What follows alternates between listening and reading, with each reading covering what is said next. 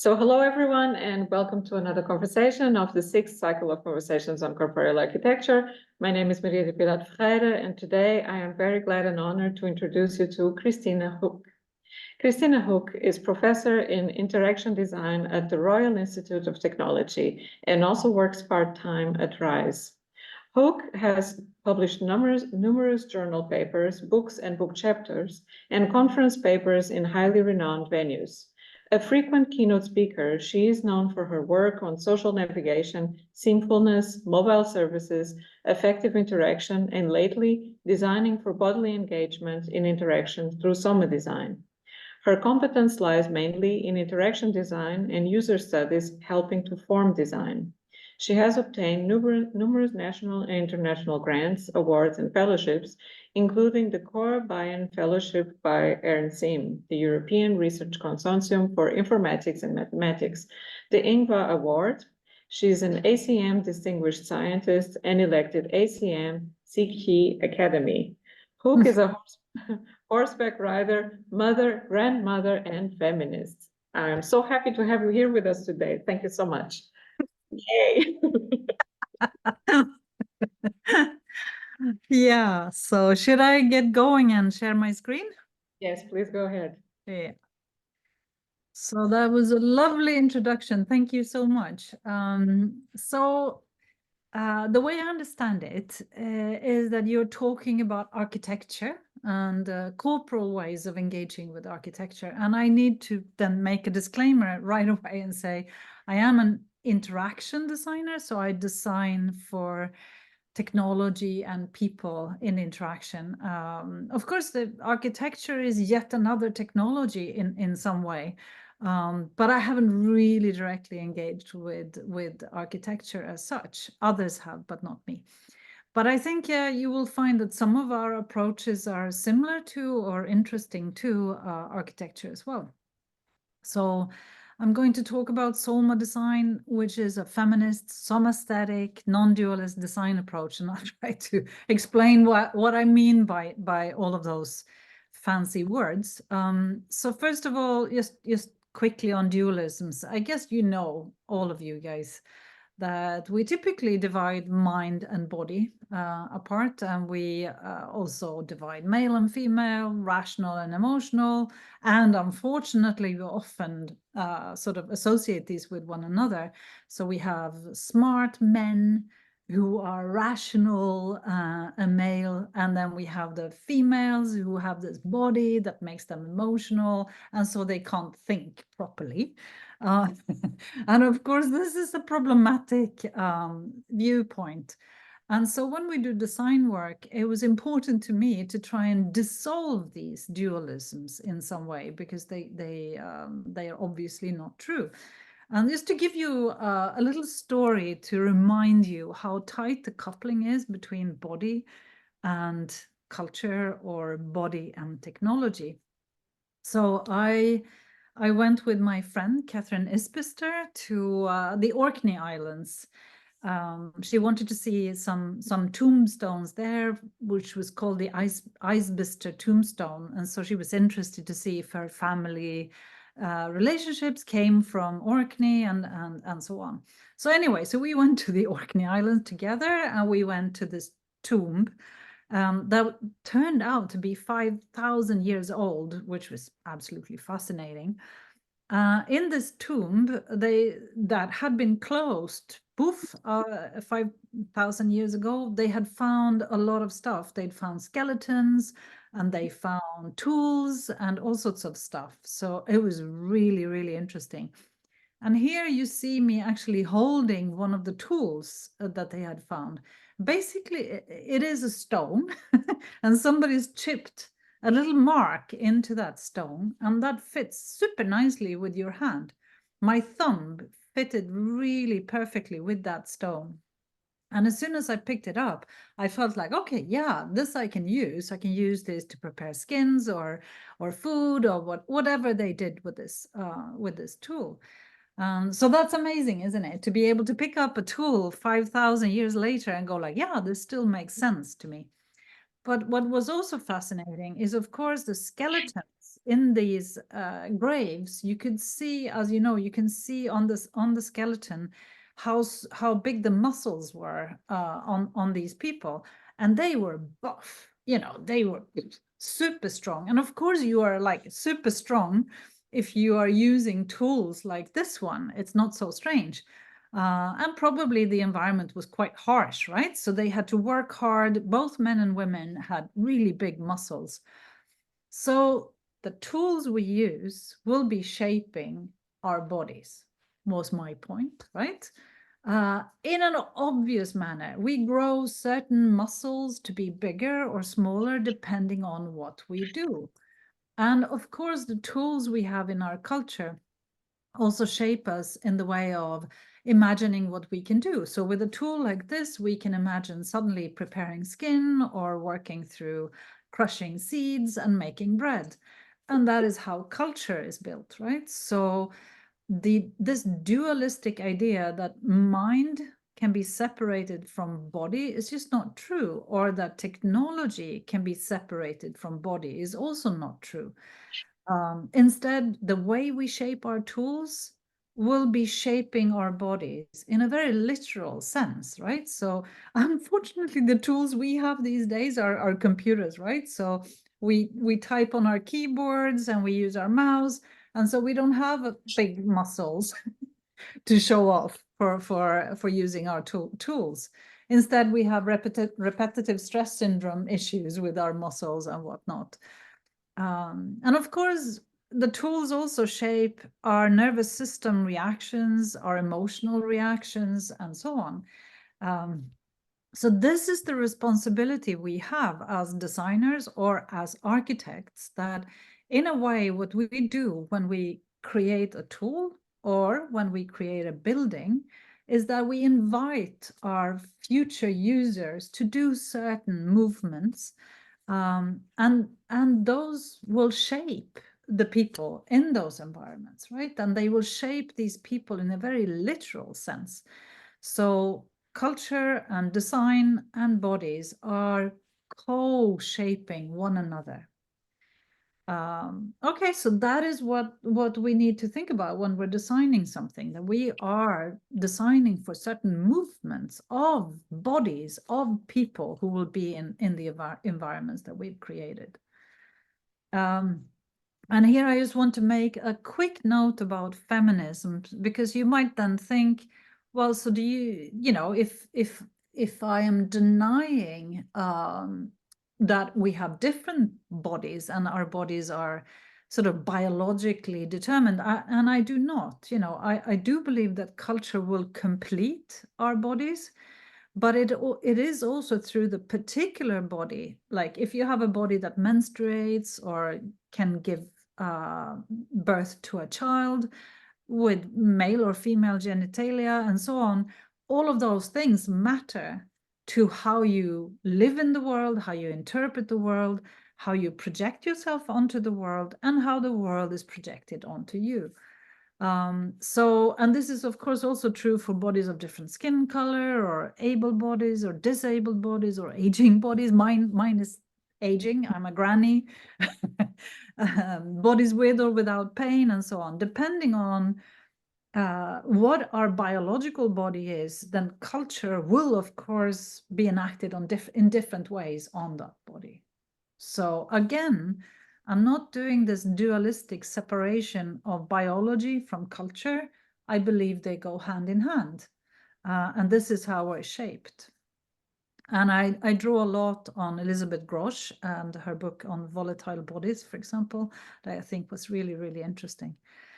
I also don't believe in that dualistic separation of mind from body. Sometimes, in particular in the Western culture, we put intelligence, verbal intelligence, higher than anything else, and we assume that this is the unique human trait and so on, and that language is way more important, and reasoning is way more important than body and emotion. But you can read any of, you know, I read Sheets Johnston, you can also read Gibson, or you can read anything you want, and you'll find repeatedly over and over that, of course, intelligence is enacted not only in language, but also in and through movement of our whole selves. So if you cannot act on, for example, fear, then a lion might come and eat you, right? So your emotions are what makes you rational. And movement is primary to the way we understand the world. It is, when we're born as babies, we start without language and then we learn language. And does that mean that when we start in the world that we don't understand anything? No, of course not. Babies also make meaning of the world.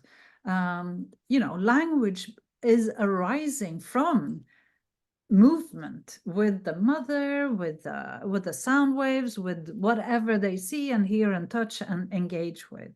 And so this is where intelligence starts.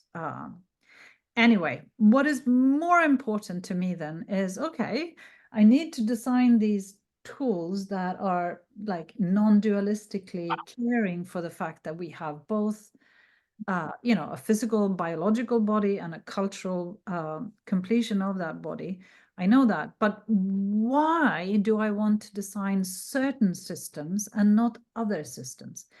Or for you guys doing architecture, why do you want to build a particular kind of building rather than another kind of building? Well, it's to do with aesthetics, right? We, as designers, we engage with certain forms of aesthetics. We decide what we want to express. And also how we want our future end users or participants who are in the buildings that we shape, how we want them to experience that world. And so I don't know how you define aesthetics, but I had to work through this, to try and figure out what is aesthetics and what matters to me as a designer. And this is where I came across the somaesthetics. Okay, so it's a complex word from philosophy by this guy in the golden suit here. His name is Richard Schusterman. What he did was he took two words and put them together. So he took the word soma and put it together with aesthetics. And by soma, he's meaning exactly what I was just trying to say about being non-dualist. He instead of saying mind or body, he wanted to have a word that would be able to say both things at the same time.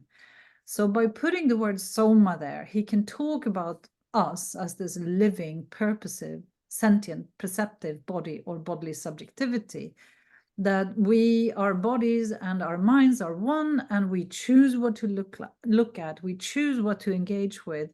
We are in the world as a bodily subjectivity, not as mind and body as two separate processes. Okay, so that was the soma, which is a complex concept in itself. Maybe you've been more used to using the word embodiment as a way of talking about this, but anyway, embodiment is a similar concept, not exactly the same, but almost. Okay, and then he put that together with aesthetics. And what does he mean then with aesthetics when he puts it together with soma? Well, his thinking is that aesthetics is not a property of, let's say, an art piece or a building. It is not some objective golden triangle or whatever. It is our ability to look at a building or to walk through a building or to engage with the technology and appreciate it with and through our senses. So it is something that resides in between me and the world, right? So it matters how I design something, but it also matters how the person who comes to engage with that design, how they engage with it. So that is what he means by aesthetics. To him, it is an awakening from the mindless, joyless, everyday behaviors. I don't know if you've had your dinner yet, but when you have your dinner, you could engage with your dinner in many different ways. One could be that you just shuffle in the food and poof, done, or you can try to attend to it and enjoy it. And so then the food and you become this more interesting experience together. And so to him, this is the analytical and practical highest art of all, that of living a better life. Okay, let's move on from philosophy. What then can we do when we're designing something if we want to deliver on this somaesthetic promise that we can have better experiences, that we can enjoy more? So this is where we created this Soma design program. Ways of training yourself, training your somas to create better design, but also designing systems where people who use our systems can also train their somas to have richer experiences. So that sounds like a fairly high aim. And so did we succeed in doing this? Well, we built a bunch of systems. So for example, with IKEA, we built a bunch of interactive furniture. One we call the breathing light. So basically, in short, what it does is that you lay down underneath this lamp, and there's a sensor in this lamp that collects data on our breathing patterns. And then as we breathe in and out, the lamp will be dimming in the same tempo as we are breathing. So here somebody's crawled in underneath this breathing lamp, and let's see if she comes soon. Yeah, here she is, Johanna. As she's breathing in and out, you can see how the lamp is dimming in the same tempo as she's breathing. And underneath her, we put this mat, a soma mat, we called it. And basically it has a bunch of heat elements inside. And then you're given instructions to focus on different body parts. And as you do, it heats up underneath those different body parts. Now focus on your right shoulder, then your left shoulder. Can you feel any difference between your right hip and your left hip? And now move down to your calves. Can you feel the right calf and the left calf? I think you got the point. So you have this breathing light and you have the soma mat. And what these systems are doing together is they're trying to help you focus and aesthetically appreciate your own body, your breathing, and different parts of your body, different body parts. So did it work? Well, we put it into people's households, 4 different households, for a 3-month-long study, where we did all sorts of collecting of data of all kinds. And you can read the full paper if you want to know all the details. But yes, it did change people's body awareness, not only while they were using the system, which they did maybe 15 minutes every day or so. It also changed them in between that. So we had, for example, in one of the families that used this, a 13-year-old daughter who, when we asked her if she'd used it, she was very, very shy. But when asked about her experiences, she said, yeah, this has been really good for me. Whenever I'm nervous about something in school or whatever, I just return to this breathing and it calms me down immediately. So it had effects, not only in the moment as you're using it, but also over time. It helps increase your aesthetic appreciation of your own body. Okay, so it is delivering on that somaesthetic promise. Okay, but then you might say, well, you did that once. Can you do it again? Well, does it work, this soma design process? Does it deliver other interesting experiences? So a colleague from Australia, Joe Ladelfa, he decided to build drones that would help you dance a little bit like when you're dancing Tai Chi. And so here you see me, and Joe is standing behind me. And you see the little drone, and it's following my hands around. So I have these things on my hands. And if you look at my hips, I am moving a little bit like when somebody's dancing Tai Chi. And so, yes, again, technology can shape you so that you move in ways that make sense towards, in this case, Tai Chi movements. We also built other really strange things. We built a wearable system. We call it the corsetto. So it is like a corset that you can wear on your torso. And it can change its shape. As you can see here, it can change around the spine, around the rib cage, it can change around the belly, and so on. And you could use this system for many different things. But what we used it for, one of our examples is that we used it for a performance. So here we had somebody singing to an audience, and each person in the audience was wearing one of these corsettos each. And as the singer was doing her thing, we had some AI translate the movements of her torso and the way she produces singing into movements in the corsettos that we were wearing.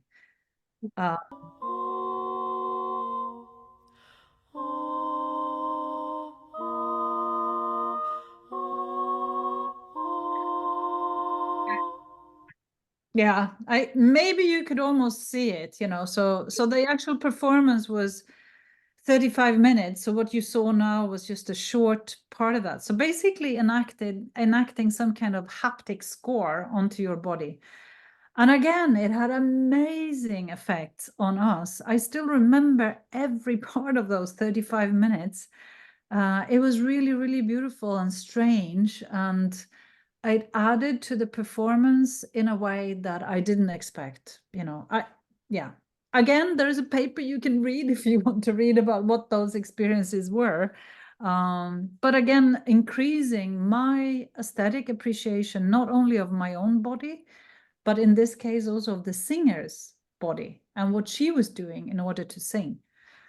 But we also do more sort of useful stuff. We don't only do art stuff.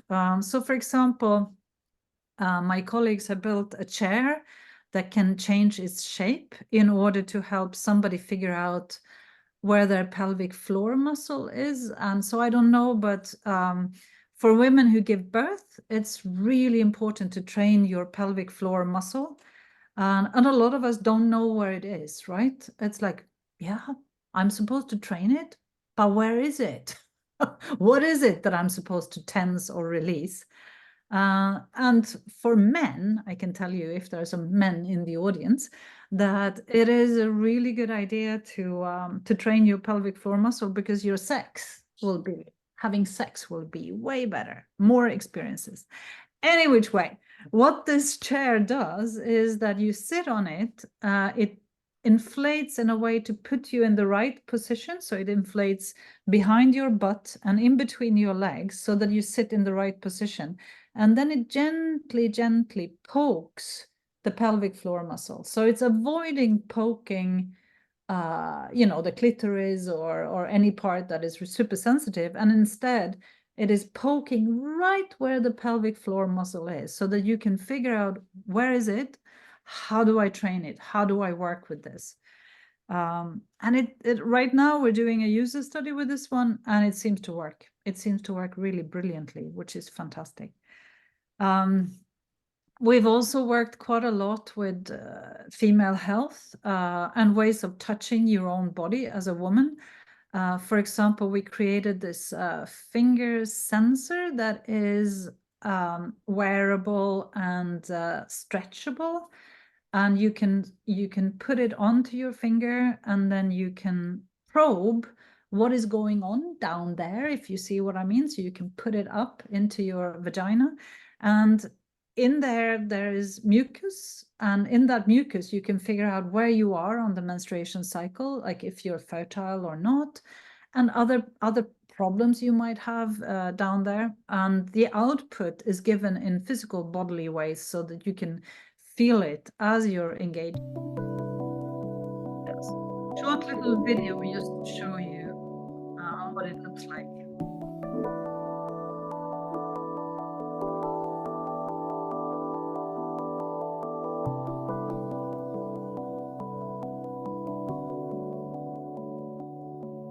So again, getting more appreciation for your own body and for your menstruation cycle.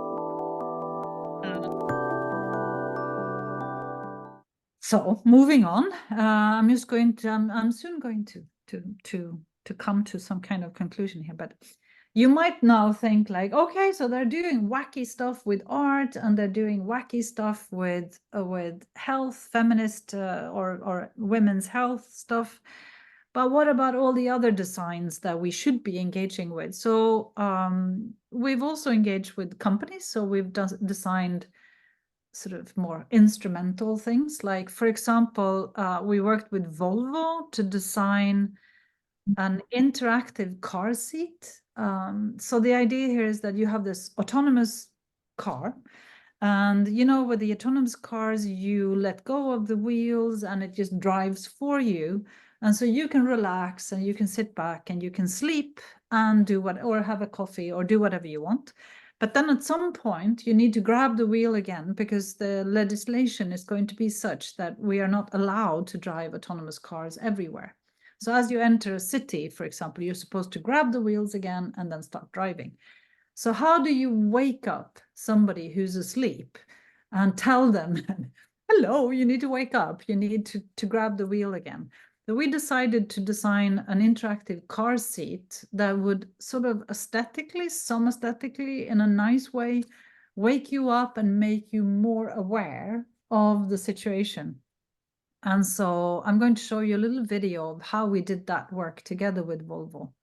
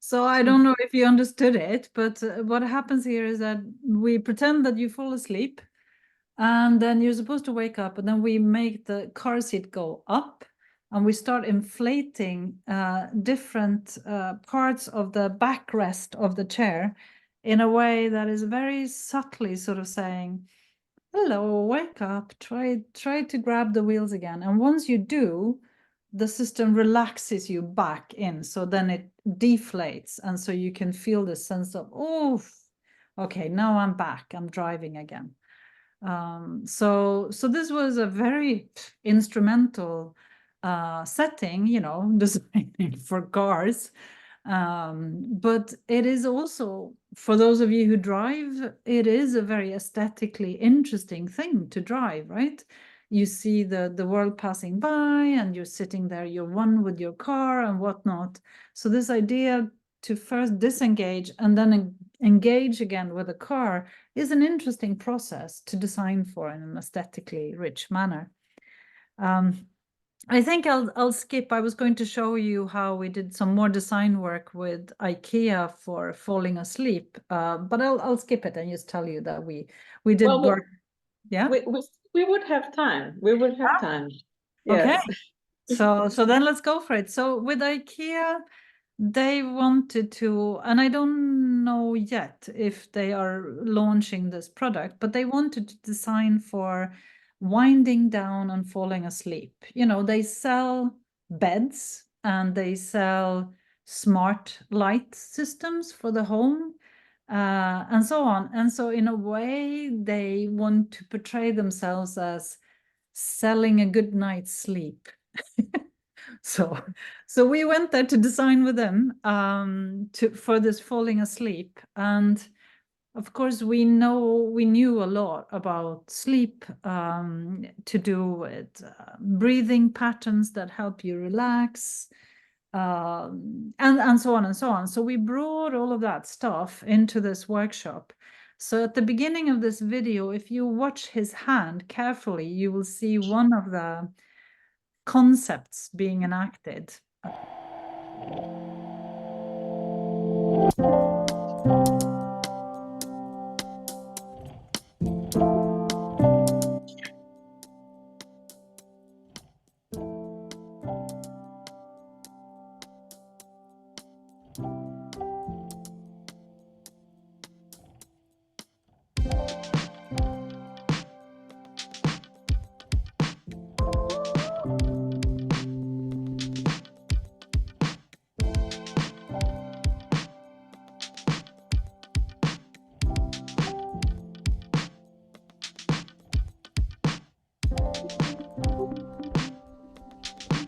Here is the breathing line.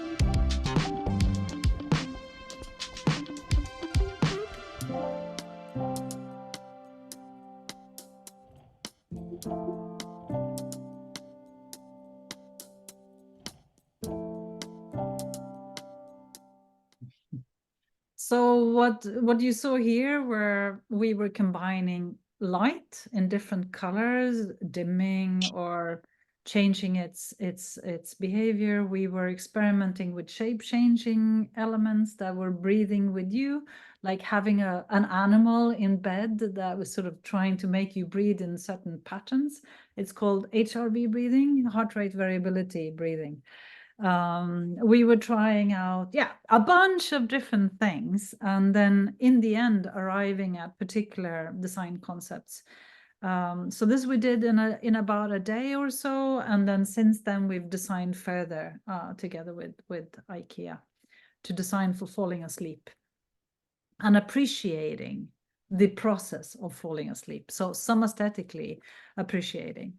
So as I said in the beginning, I have not yet worked with architecture, but others have worked with architecture from the somaesthetics point of view.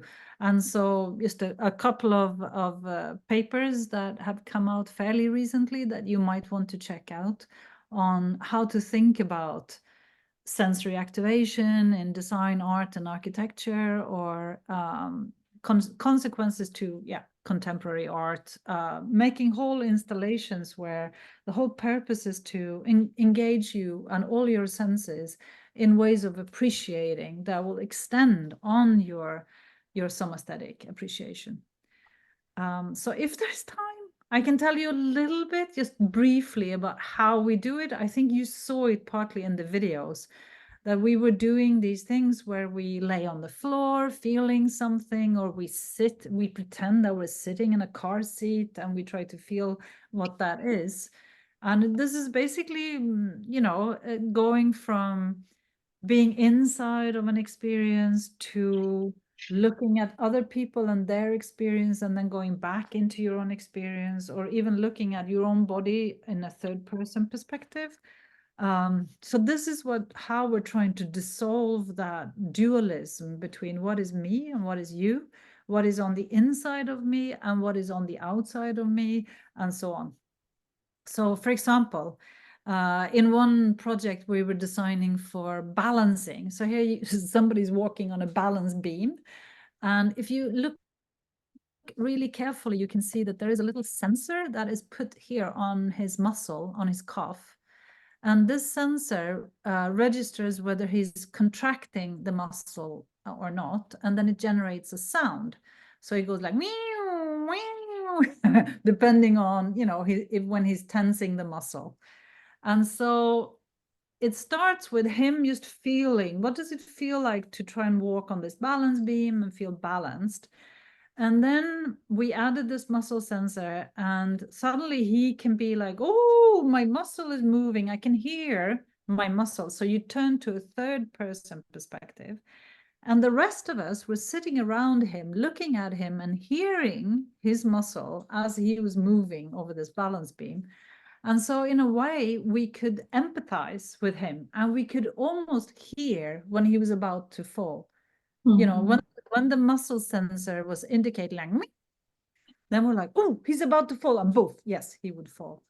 And so this is what we're trying to do. We're trying to feel something ourselves, but also understand what is it that leads to this experience, and then sharing that between us so that we can design with that. And once we do that, that is where when we're sort of in the space of first, second, and third person perspectives, moving back and forth between them, that's where the novel ideas come from.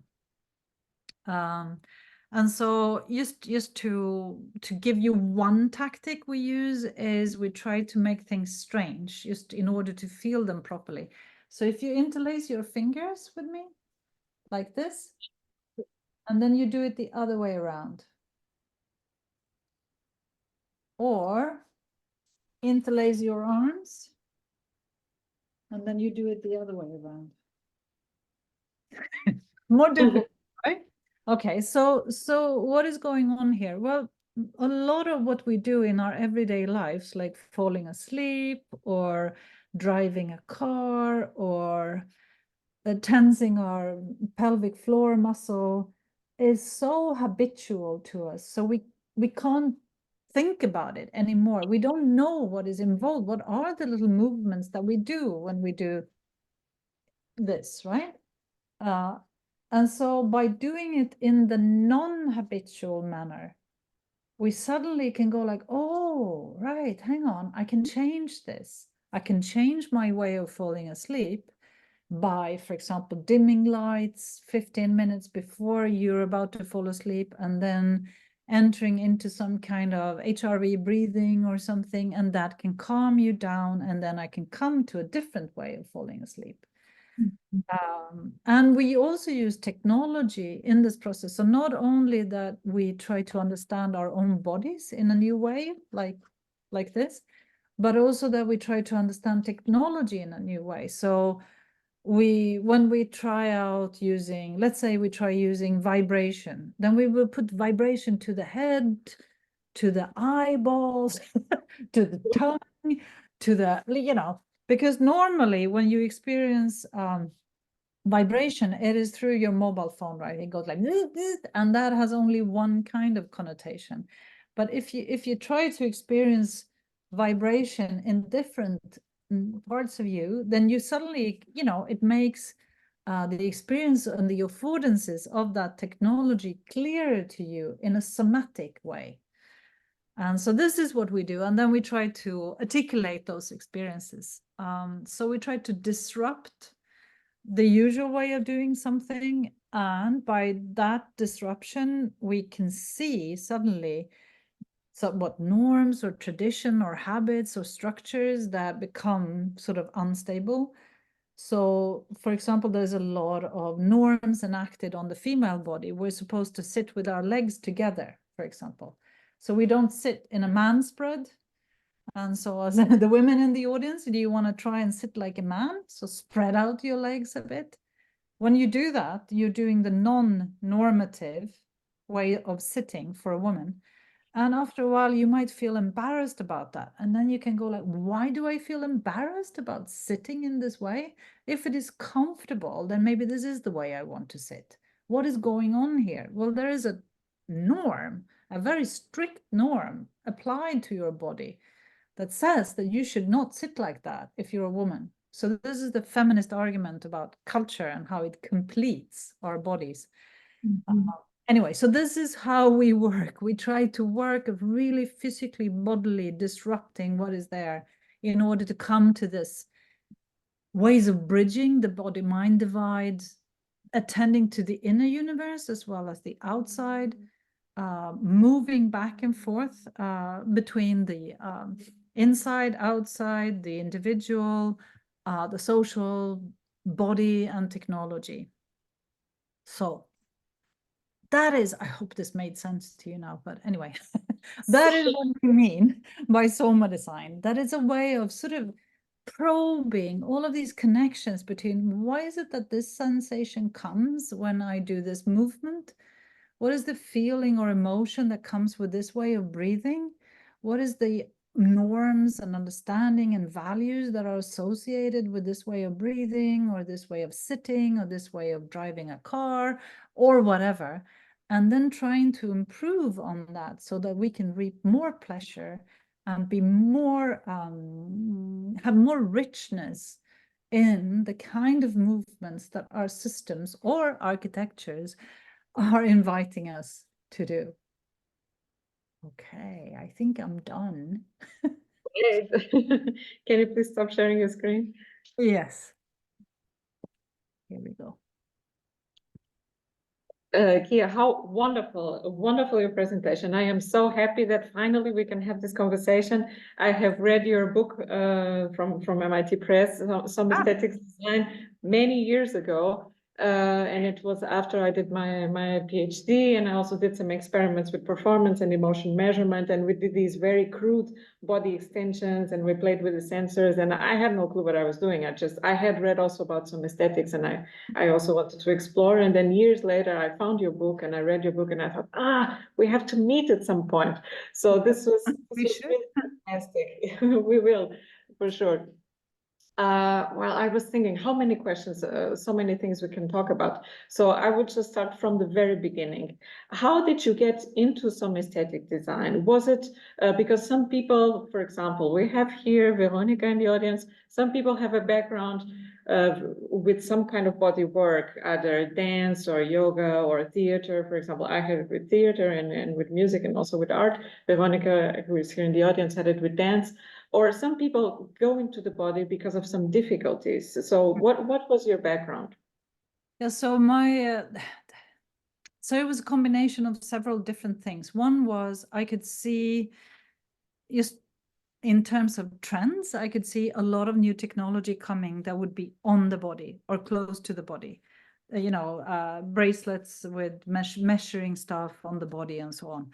And I didn't know how to design with those materials. They scared me because they're quite often reductionist. They sort of say, oh, you should walk 10,000 steps a day. And then whether you are happy or unhappy, or if you're walking fast or slow, or if this makes sense to you, that is not part of the system. The system is just disciplining your body to do this thing, right?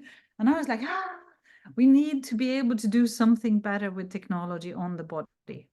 So that was one thing. And then the other part of me, the leisure time here, is a horseback rider. I am a mother. I am a grandmother. There are all these things that I find to be extremely pleasurable and extremely bodily, that somehow didn't enter into my research life. And this frustrated me. So the combination of this technology shift that we can see very clearly coming, together with my urge to sort of unite the different parts of me into one, that's where I was looking for years, reading this and that, maybe like trying out stuff. And then finally figuring out that at least some of it I could find in the feminist literature and in somaesthetics. Mm-hmm.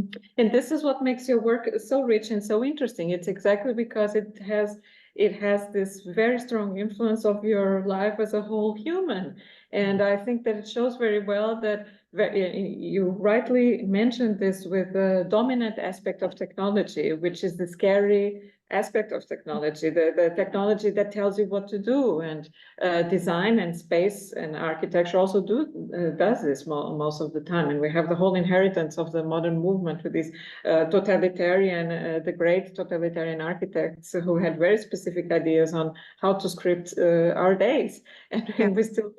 we still live with this inheritance. But what I find so interesting about your work is exactly because it's very much about the communication between the body with the technology and how different bodies communicate with each other. So bodies of different, of significant different sizes. So of course your experience as a mother has given you a lot in this regard, and also communication between the human body and the bodies of animals, your experience as a horseback rider, and what this brings to technology. Also so important, you mentioned also in your presentation that we tend to give this primacy to language, but actually what movement can say before language, also as probably as a first language. And I think that's one of the reasons why all your different experiments make your work also so rich, and also the artistic component. So how did you get into the artistic component? Do you do art as a hobby? How did you get there? Yeah. Yes, I do art as a hobby, but I also have had an interdisciplinary team. So when you do this kind of design work, you need all sorts of people, right?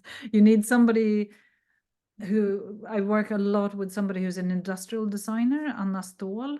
I also work with people who do hardware and software and so on. And I've also had artists as PhD students. One of my PhD students, Carl Nandescarin, is an opera singer and opera composer, and he also builds his own instruments to be used on stage. His wife Åsa, that I also worked with quite a lot, she is a choreographer and a dancer. And then I worked quite a lot with Richard Schusterman, who is a philosopher and Feldenkrais practitioner, and so on. And I think, those collaborations are really hard. Interdisciplinary work is not easy, But that is where we gain something, right? If we have these different perspectives, we have to deal with that these worldviews are quite different, disciplinary differences, but also, as you said, bodies are different. We are different from one another. Our somas are very different. So yeah.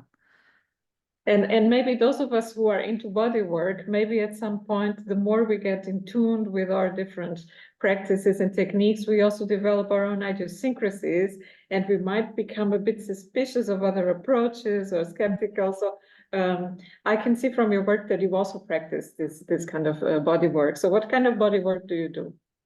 So we've done a lot of Feldenkrais. What is interesting, I don't know if people know what Feldenkrais is, but it's the idea is that you slow down your movements a lot. So let's say you're trying to figure out a new way of turning your head. If you have neck pain and you still want to drive your car, and so you need to turn your head, but it hurts when you do. A lesson around this is to slow down this movement and try to compose a new way of turning your head. So instead of just doing this, and you can do this exercise with me, the lesson takes 45 minutes and we'll do it in 1 minute. So you'll have to imagine that it was done over a longer time period.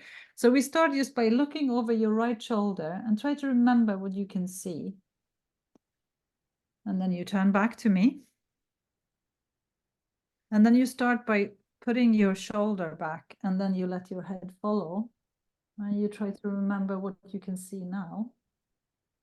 And then you turn back to me. And now you start by pushing back your hip on this side, on the chair. Then let the shoulder follow, and then turn your head. What can you see now? Mm-hmm. And then you turn to me. Okay, so hopefully, I don't know, but hopefully the last one you can see more, right? Yeah.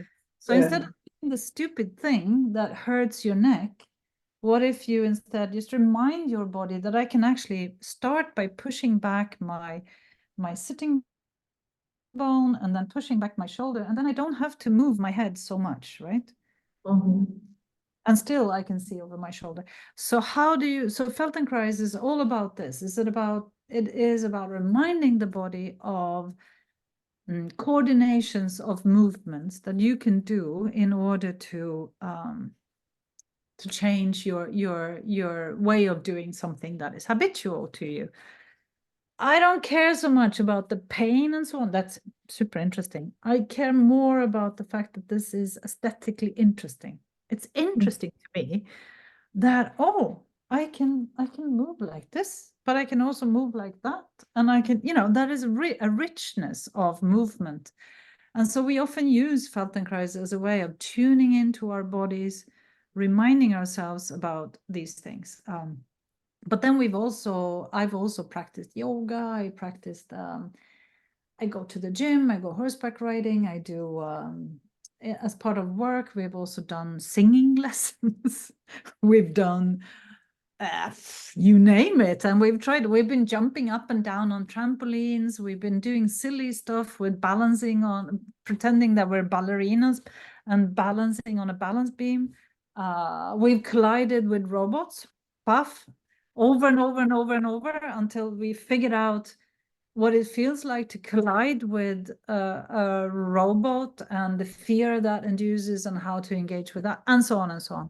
So as you say, you get a little bit worried about doing something that you haven't done before, but that is where ideas arise, isn't it? It's when you're faced with, I'm almost 60 years old and I'm faced with a new experience that my body can have. And I'm like, what? Really? This is amazing. We can design for this so that others can experience that too. And in a way, it's also a way of staying, creatively speaking, and also probably in the brain and in the body, of staying young, because we tend to think that we only play when, you know, when we were kids, and then you get very serious, you get an adult, and you have a way of doing things, and you go about your life until you die. And we don't really see that. It doesn't have to be like that. We can continue to play, and we can continue to grow and to learn, and we can have our whole life to discover capacities in our bodies. Even maybe if we might, for some reason, lose some, we might acquire others. It's always an open field. Yeah. I wanted to ask you, now that we are reaching kind of the official end of time, I still wanted to ask you, because another very interesting aspect of your work is this way that we can see technology also as a teacher, as something that that we can work with to gain body awareness, or to understand better how our body works. You have this very interesting, the chair that teaches us where the pelvic muscle is and so on. And I was also thinking, and I wanted to ask you, have you done any work or any experiments or research to try to understand how some technologies perhaps could help people on the autism spectrum? There's, of course, the spectrum is a spectrum, and there's everybody is a different body, there's different, but for example, there are people on the spectrum that can't do anything with, that has to do with balance, so they can't ride a bicycle or do anything on wheels. This is one example. So have you done anything that works with this kind of bodies? We haven't done anything on autism, and there is a movement within the field, within my field, where we sort of say, why is it that we need to make autistic children normal? Couldn't we make normal kids more autistic? You know, why is it that the norm here is so strongly saying that the right way of being is the normal way of being? And so this is at the same time, being autistic can be very painful, and as you said, there can be problems that you might want to overcome, similar to how a normal kid will have challenges that they need to overcome. And so of course we need to design with that, but I haven't done that. We have designed with a little bit around chronic pain, which is a different and very problematic area, because you can't, sometimes you can't change the pain. It is what it is. You have a chronic illness, you have this pain, that is the way it is.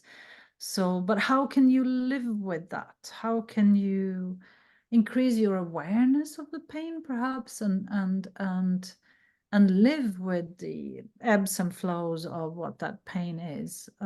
So that we have worked with, but not with autistic children or people with autism. No. I don't know if there's any question here in the classroom that you would like to make. Yeah, can you come over, please? It's just a few steps to reactivate the body. Oh yeah, exactly. Not sitting. It's kind of sad to give a lecture where people have to sit down. Well, we do have to sit down sometime, but I already heard about sensory design, but I was wondering what's the difference between sensory design and soma design. I don't know what sensory design is. Can you give an example of in the literature? Just for example, to work with the five senses during just to have them into normal design projects. Okay, so one designs. Yeah, I think what Adrian means is designs that stimulate the senses on purpose, so that they activate the vision and the audio and the smell and the haptics. In France, we call that design sensorial, so sensory design. I don't know if this is something else. So it's close to soma design, but if you go back to that definition I was trying to give about the mind also being part of this, and that I don't want to separate mind and body. So if you start saying, oh, let's stimulate this sense or that sense, and you forget about how they come together holistically into who you are and your choices and your subjectivity, and your ways of being in the world. This is where perhaps the somaesthetic project is very much about a subjectivity rather than, oh, let's stimulate that sense and then let's stimulate that other sense and so on. It is very, very much about going to a more holistic stance towards what it means to be human. But that I need to read up on sensory design. Maybe you're right in that it's very similar. Maybe it is. I don't know. I think because I know a few projects that work with this approach, and I don't think that it's so much about stimulating these senses isolatedly. It also comes from these studies on multisensorial perception, but it's more about creating a kind of emotional experience. So I know that, for example, the stores from some brands like Lush, they work with sensory design to create this kind of multisensorial experience that has a very strong influence from the branding. They want to give this specific experience. But it is, let me just explain what I mean then by this subjectivity. It's like there are, of course, tricks we can play on the body. We can put some lovely smell outside of the store, and then you're like, oh, I need to go in and buy some buns or whatever. Or we can stimulate the body in this way, like, oh, if I touch here and then here, then it feels like a movement on the skin, and I can do this and I can do that. What I want to do is to also be extremely involved with each person's individual choice of what they attend to and how they choose to attend. So the subjectivity of what we aim to do. So it's not that I'm putting stuff to the senses, but rather I'm asking somebody to engage in a corresponding relationship. So we talk about it as an intimate correspondence. It's an interaction where I take initiative, the system corresponds with me, and we go back and forth, and on and off, we get into something interesting, and then off, we go, and then back into this interesting correspondence. So it has a stronger emphasis on the user as an active, perceptive, sentient being. Mm-hmm. And so if you go back over to Merleau-Ponty, or you go to Gibson, or you go to animal research or whatever, we choose what we look at. We choose what to attend to.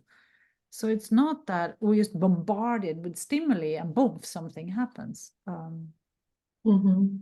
Thank you. Yeah, okay. Good question. And I think there would be one question from Veronica here in the digital audience. I hope you have, Kristina. Hi, Kristina. It's so nice to see you again. Hello, hello. Sorry, I'm sitting outside. Yeah. Yeah, thank you very much for this inspiring lecture. I had a question regarding, because I've got really interested in your differentiation between embodied design and soma design, and playing it back on the aspects of technology, how they impact actually our sense of self or our bodily awareness. Because on one hand, we have this particular contemporary times we are living in, we have this passivity which is increased, and actually this, let's say, state of numbness that is created by too much technology consumption, or way of passivity, like a loss of motor skills, and the way how we get very one monodimensional in our ways to perceive and receive information. Yeah. Versus the teaching aspect of sensory information, and amplified through technology, let's say wearables or this kind of, or do you think there are more crutches for actually a decrease of human capacity, or is it something that has another aspect as well? So there is so the way I see it is what there has been and still is an overemphasis on the symbolic interaction. So the graphical user interface is all about language and clicking on symbols and figuring out stuff. So it is all very much frontal lobe reasoning, and very little integration of the other senses, and very little integration of non-symbolic ways of understanding. So when it comes to body language, for example, we can talk about symbolic body language. Mm-hmm. Okay. We can do that, right? This is a symbol, okay, and therefore the system can recognize this. But there is also this thing where the way you move, the way you turn away from me or turn towards me, your eye gaze and so on, all of these things are inherently meaningful, but they are bodily and they're not symbolic. And so, you know, when I do horseback riding, of course I can talk to my horse, and I do, but I also need to communicate meaning through my movements. And the horse in turn communicates with me through movement. And it is when we start to correspond properly that we can start acting like together, right? And then at times the horse wants to do something else, or I want to do something else, and then, you know, but then we come back together again. And if we're lucky, we come into this interaction. And that's where I think we are missing. And I do think that we have overemphasized this frontal lobe reasoning, which is amazing, and language is fantastic, but we also need the other parts. And I've seen studies in Sweden recently showing that our young kids can't use scissors to cut paper.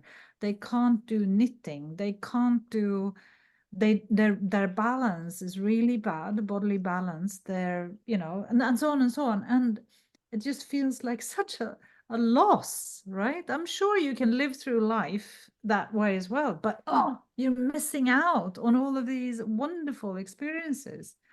And so, yeah. I agree. Yeah. And also when learning, you mentioned education and learning. We've had a particular way of thinking about schools for 150 years or whatever, or even longer, where we're supposed to sit still. Like you guys are doing, poor guys sitting there for ages and ages. And we have to learn how to sit. And it's a particular skill to how to sit. We have to sit in a particular way for ages and ages. There's nothing natural about that whatsoever. It's a learned behavior. And we know that learning, for example, math is a spatial skill. You know, it is through movement that we understand trajectories and triangles and circles and whatnot, you know, all of these concepts.